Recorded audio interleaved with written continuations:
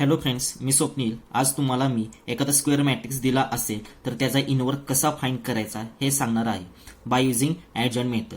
त्यासाठी अगोदर तुम्हाला डिटर्मिनंट फाइंड करता यायला पाहिजे व तसेच minor of element, cofactor of element हे फाइंड करता यायला हवे. हे 11वीमध्ये झाले आहे, तरी देखील आज आपण हे पाहणार आहोत. प्रथम आपण कोणताही मॅट्रिक्सचा इन्व्हर्स फाइंड करण्यासाठी तो मॅट्रिक्स स्क्वेअर मॅट्रिक्स असणे गरजेचं आहे. स्क्वेअर मॅट्रिक्स नसेल तर त्याचा इन्व्हर्स फाइंड करता येत नाही, आणि स्क्वेअर मॅट्रिक्स असेल तर इन्व्हर्स कसा फाइंड करायचा हे आता आपण बघणार आहोत. त्यासाठी प्रथम आपण त्या मॅट्रिक्सचा डिटर्मिनंट फाइंड करणे गरजेचं आहे. डिटर्मिनंट नॉट इक्वल टू 0 आला तर आपण त्या मॅट्रिक्सचा इन्व्हर्स फाइंड करू शकतो. अन्यथा डिटर्मिनंट इक्वल टू 0 आला तर इन्व्हर्स एक्झिस्ट होत नाही. हे आपण प्रिव्हियस व्हिडिओमध्ये पाहिले आहे. म्हणजेच एखादा मॅट्रिक्स दिला असेल तो मॅट्रिक्स प्रथम स्क्वेअर मॅट्रिक्स असणं गरजेचं आहे, म्हणजे number of rows equal to number of columns पाहिजेत. आणि सेकंड कंडिशन की तो त्या मॅट्रिक्सचा डिटर्मिनंट फाइंड करून घ्यायचा बाय युझिंग ॲडजॉइंट मेथडमध्ये असेल किंवा बाय युझिंग इलेमेंटरी ट्रान्सफॉर्मेशनमध्ये असेल. पण प्रथम आपण तिथे डिटर्मिनंट फाइंड करणं गरजेचं आहे. समजा तो डिटर्मिनंट नॉट इक्वल टू 0 येत असेल तर तो इन्व्हर्स काय होणार आहे, एक्झिस्ट होणार आहे, अन्यथा तो इन्व्हर्स एक्झिस्ट होणार नाही. ओके, तर आता आपण inverse of square matrix by adjoint method पाहूया. त्या अगोदर आपणास minor of element, cofactor of element कसे फाइंड करायचे त्याची डेफिनेशन पाहूया. Okay, minor of element aij of determinant is the determinant obtained by deleting ith row and jth column in which the element aij lies. Minor of an element aij is denoted by mij. म्हणजेच एखाद्या इलेमेंटचा आपणास minor find करायचा असेल तर ती position बघायची. समजा A12 ही position असेल तर फर्स्ट रो आणि सेकंड कॉलम इलिमिनेट करायचा, आणि जो काही डिटर्मिनंट असेल तर तो डिटर्मिनंट काय करायचा, फाइंड करायचा, आणि तेच काय असेल, व्हॅल्यू असेल त्या इलेमेंटच्या मायनर असेल त्या इलेमेंटचा. ओके, तसेच आता cofactor of an element aij of determinant is given by -1/i+j into mij, where mij is minor of the element aij. Co-factor of an element aij is denoted by capital Aij. म्हणजेच आपण ज्या इलेमेंटचा minor find करणार आहोत तो minor into -1/i+j, म्हणजे तो काय असेल, cofactor of an element. Okay, त्यावरचे आपण आता एक्झाम्पल पाहूया. Find the cofactor of the element of matrix 1 2 3 4.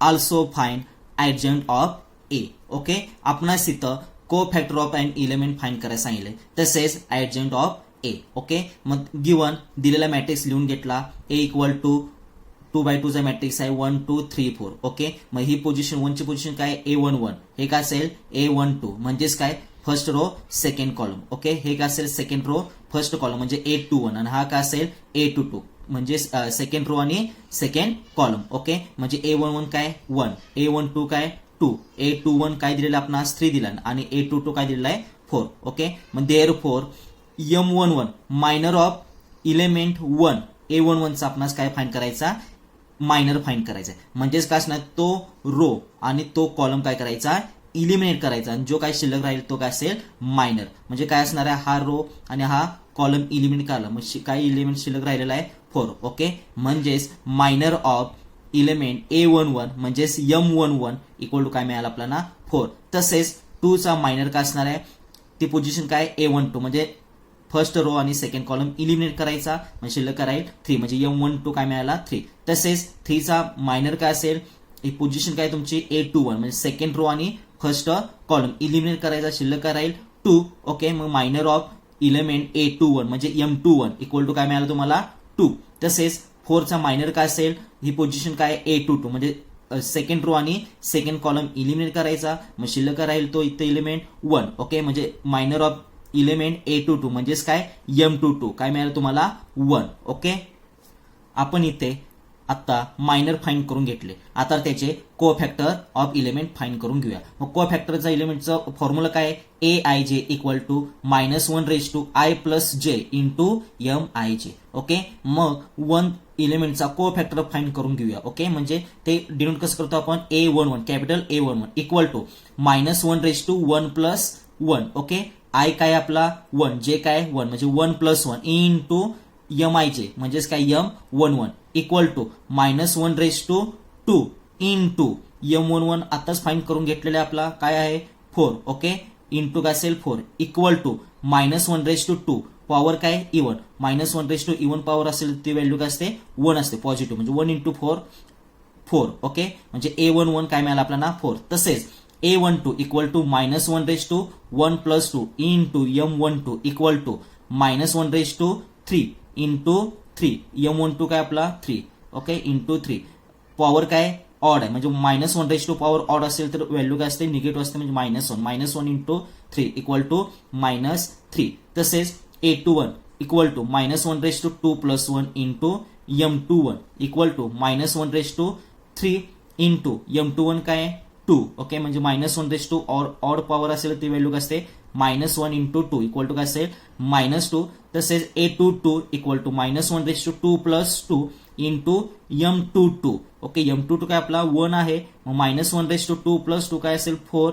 Okay, -1 even power असेल त्याची व्हॅल्यू काय असते पॉझिटिव्ह 1 इंटू 1. ओके, हे झाले आपले cofactor of element. Okay, 4 -3 -2 1. Okay, required cofactor of element are 4 -3 -2 1. Okay, therefore आपण आता cofactor of element find केले. मग therefore matrix of cofactor is कसं नोटेशन आहे मॅट्रिक्स मध्ये AIJ equal to cofactor of elements काय 4 A11 4 म्हणजे तो 4 -3 -2 1 त्या पोझिशन आहे तिथेच आपण ते को फॅक्टर ऑफ इलेमेंट पुट केले. ओके, 4 -3 -2 1 विच इज काय असेल को फॅक्टर मॅट्रिक्स. ओके, ठीक आहे. मग आपणास अजून काय फाइंड करायला सांगितलेलं आहे adjoint of A. Adjoint of A म्हणजेच काय असतं जो काय आपण को फॅक्टर ऑफ मॅट्रिक्स फाइंड केला त्याचा काय घ्यायचा आपण ट्रान्सपोज घ्यायचा. ट्रान्सपोज म्हणजे काय रो इंटरचेंज कॉलम किंवा कॉलम इंटरचेंज रो. ओके, रोचे कॉलम किंवा कॉलमचे रो करून घ्यायचे. ओके, ठीक आहे. मग adjoint of A equal to notation काय ADJ adjoint of A equal to cofactor of मॅट्रिक्सचा ट्रान्सपोज इक्वल टू रोजचे कॉलम किंवा कॉलमचा रो करून घ्यायचा. ओके, 4 -3 काय रो तो काय करून घेतला इथं कॉलम मध्ये लिहून घेतला. ओके, 4 -3 आणि हा रो आहे -2 1 तो कॉलम मध्ये लिहून घेतला -2 1. ह्याचा काय घेतला आपण ट्रान्सपोज. हा काय असतो आपला adjoint of A which is required answer. हे आपल्या 11वी मध्ये झालेलं आहेच तरी पण आपण रिवाइज करावं म्हणून हे एक्झाम्पल घेतलं होतं. आता आपण इनव्हर्सचा फॉर्म्युला पाहूया by using adjoint method.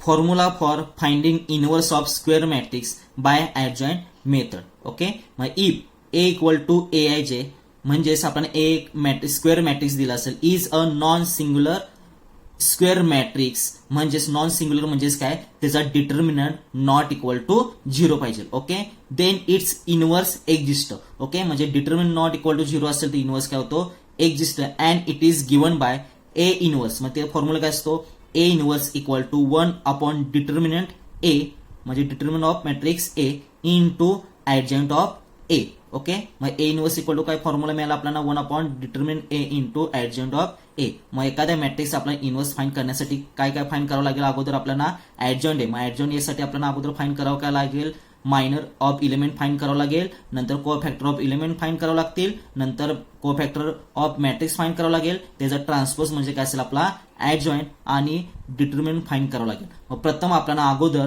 Determinant find करणं गरजेचं आहे. समजा डिटर्मिनंट इक्वल टू 0 आला तर इनव्हर्सच एक्झिस्ट होणार नाही. मग त्यामुळे कोणतंही एक्झाम्पल दिलं तर अगोदर आपण डिटर्मिनंट फाइंड करणं गरजेचं आहे. त्यामुळे आता व्यवस्थित एक्झाम्पल पहा मी कसं सॉल्व्ह करतोय ते. ओके, तुम्हाला एकदा एक एक्झाम्पल समजलं तर तुम्हाला 100,000 एक्झाम्पल दिले तरी तीच कन्सेप्ट असणार आहे. त्यामुळे फर्स्ट एक्झाम्पल व्यवस्थित समजून घेणं गरजेचं आहे.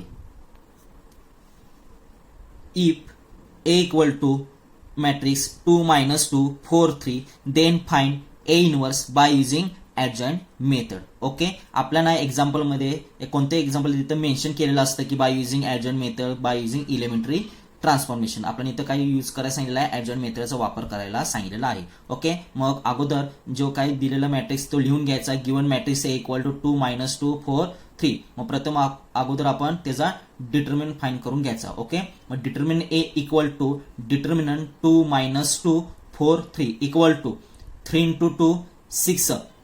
नंतर काय असते तर मध्ये sign minus minus into 4 × -2 -8 minus minus plus 6 + 8 equal to काय आलं 14. Okay, 14 not equal to 0. त्यामुळे काय असेल तो दिलेला मॅट्रिक्स काय नॉन सिंग्युलर मॅट्रिक्स आहे. त्यामुळे त्याचा इन्व्हर्स काय होणार आहे एक्झिस्ट होणार आहे. इन्व्हर्स एक्झिस्ट होत असेल तर आपण पुढे प्रोसेस करायची. म्हणजेच इन्व्हर्स एक्झिस्ट होत असेल तर त्याचा इन्व्हर्स फाइंड करून घ्यायचा. ओके, मग त्यासाठी आपल्याला त्याचा मायनर फाइंड करणं गरजेचं आहे. ओके, ठीक आहे. मग आपण मायनर फाइंड करून घेऊया.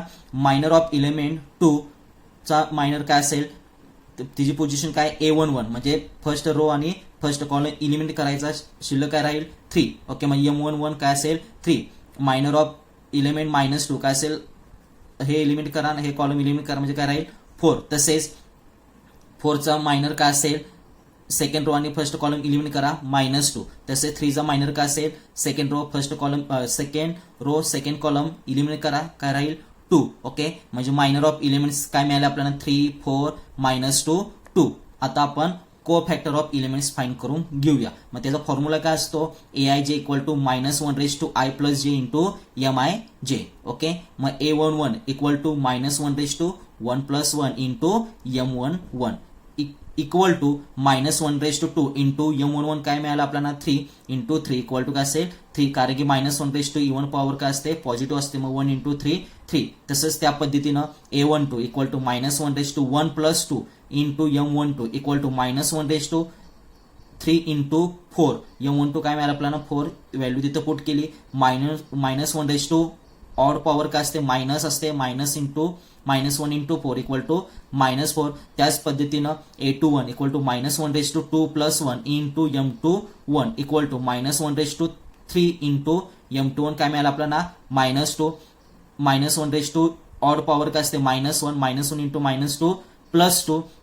तसेच A22 equal to -1 / 2 + 2 into M22 equal to -1 / 4 into 2 equal to 2. कारण -1 इव्हन पॉवर 1 असते 1 इंटू 2 2. ओके, मग therefore cofactor matrix AIJ equal to काय मिळणार आपल्याला 3 -4 2 आणि 2. जे काय पोझिशन आहे त्या पोझिशन मध्ये ते एलिमेंट्स पुट करायचे. ओके, 3 -4 2 2. ओके, मग ऍडजंट ऑफ A काय असणार आहे को फॅक्टर मॅट्रिक्सचा ट्रान्सपोज. ओके, म्हणजे रोचे कॉलम करून घ्यायचे किंवा कॉलमचे रो. ओके, 3 -4 रो आहे तो कॉलम मध्ये लिहून घेतला 3 -4 रो 2 2 आहे तो कॉलम मध्ये लिहून घेतला 2 2 which is adjoint of A. Okay, मग by using formula for A inverse is given by A inverse equal to काय असतो 1 determinant A into adjoint of A. Okay, मग डिटर्मिनंट A ची व्हॅल्यू पुट करून घेऊया आणि ऍडजंट A पुट करून घेऊया विच इज रिक्वायर्ड आन्सर असेल. ओके, म्हणजे A inverse equal to 1/14. Determinant A काय मिळालं आपल्याला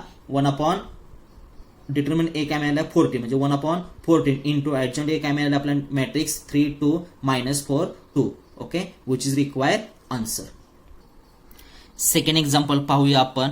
if A equal to matrix आपण 3/3 चा दिलेला आहे. If A equal to 2 -1 1 -1 2 -1 1 -1 2 then find A inverse by using adjoint method. इथे आपल्याला 3/3 चा मॅट्रिक्स दिलेला आहे. ओके, मग प्रथम आपण डिटर्मिनंट फाइंड करून घेणं गरजेचं आहे. ठीक आहे, determinant A equal to determinant 2 -1 1 -1 2 -1 1 -1 2. काहींना डिटर्मिनंट नीट व्यवस्थित फाइंड करता येत नाही त्यामुळे ते व्यवस्थित बघा.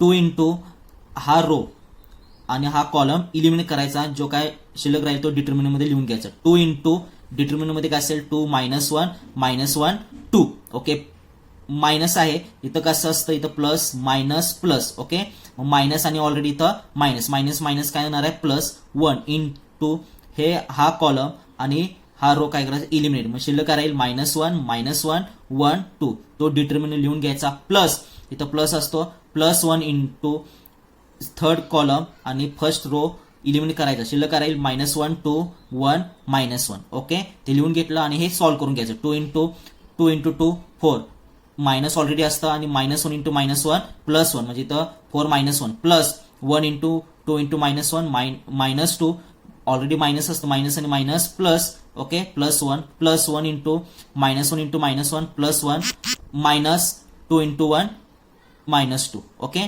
ठीक आहे.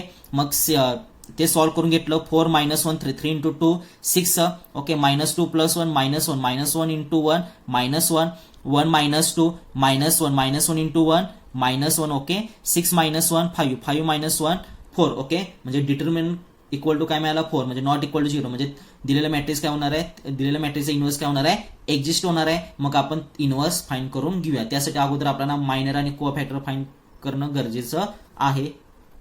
मग प्रथम आपण 2 चा मायनर फाइंड करून घेऊया ओके. मग 2 ची पोझिशन काय A11 म्हणजे फर्स्ट रो आणि फर्स्ट कॉलम इलिमिनेट करायचा ओके. मग तो जो काय राहील तो डिटर्मिनंट मध्ये लिहून घ्यायचा. डिटर्मिनंट 2 -1 -1 2 ओके 2 -1 -1 2 तो सॉल्व्ह करून घ्यायचा.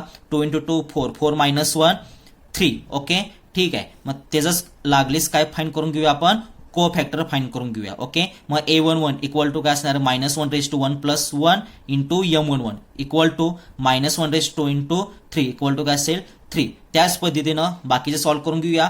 M12 इक्वल टू म्हणजेच M12 म्हणजे काय असणार आहे -1 -1चा मायनर फाइंड करण्यासाठी हा second column first row eliminate करायचा म्हणजे शिल्लक राहील -1 -1 1 2 ओके -1 -1 1 2 हा डिटर्मिनंट फाइंड करून घेऊया.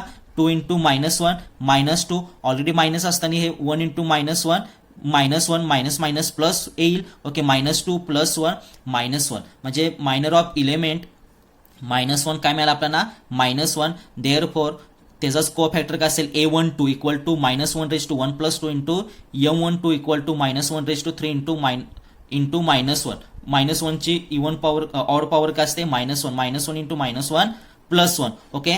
त्याच पद्धतीनं आपण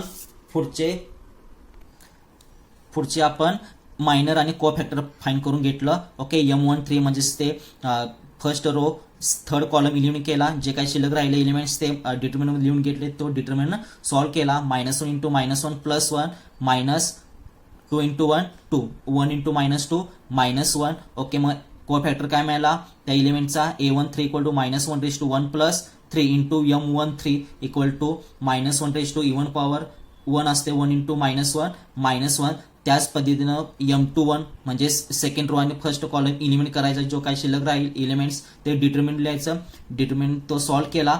2 इंटू -1 -2 ऑलरेडी मायनस आणि -1 into 1 minus minus minus plus -2 + 1 equal to -1. मग त्याच एलिमेंट्सचा को फॅक्टर फाइंड करून घेतला. A21 equal to -1 2 + 1 into M21 ती व्हॅल्यू पुट करून घेतली ओके. मग -1 ऑड पॉवर काय असते -1 इंटू -1 काय असते +1. त्याच पद्धतीने M22 फाइंड करून घेतला. तसं M23 पण आपण फाइंड करून घेतलेला आहे. तसं M31 पण फाइंड करून घेतलेला आहे ओके. तसेच M32 पण फाइंड करून घेतला. A32 फाइंड करून घेतला. तसे M33 पण म्हणजे कसं असेल M33 थर्ड रो आणि थर्ड कॉलम इलिमिनेट करायचा. जो काही इलिमेंट राहतात ते डिटर्मिनंट लिहून घ्यायचे आणि तो डिटर्मिनंट सॉल्व्ह करायचा ओके. मग त्याचाच को फॅक्टर फाइंड करून घेतला. A33 equal to -1 + 3 into M3 ती व्हॅल्यू पुट केला. -1 इव्हन पॉवर असेल तर +1 इंटू 3 ओके. मग ते को फॅक्टर मॅट्रिक्स लिहून घेतला. ते पोझिशन असेल त्या पोझिशननुसार ते एलिमेंट को फॅक्टर ऑफ एलिमेंट लिहून घेतले. 3 1 -1 1 3 1 -1 1 3 ओके. मग ऍडजॉइंट एक असणार को फॅक्टर मॅट्रिक्सचा ट्रान्सपोज ओके. मग जे काही रो असतील तो कॉलम मध्ये लिहून घेतले 1 3 by using formula A inverse is given by A inverse equal to 1 upon determinant A into adjoint A. मग त्या व्हॅल्यू पुट केल्या A inverse equal to 1 upon determinant काय मिळाला आपण 4 इंटू ऍडजॉइंट काय मिळाला 3 1 -1 1 3 1 -1 1 3 which is require inverse of given matrix okay. ठीक आहे. मग ते व्यवस्थित तुम्ही प्रॅक्टिस करा. तुम्हाला हे एक्झाम्पल सॉल्व्ह करता येणार आहेत. तुम्हाला किती एक्झाम्पल देऊ देईल हीच कन्सेप्ट आहे. व्यवस्थित सॉल्व्ह करा येऊन जाईल. आपण नेक्स्ट व्हिडिओमध्ये इनवर्स ऑफ मॅट्रिक्स फाइंड करणार आहोत by using elementary transformation okay. Thank you so much.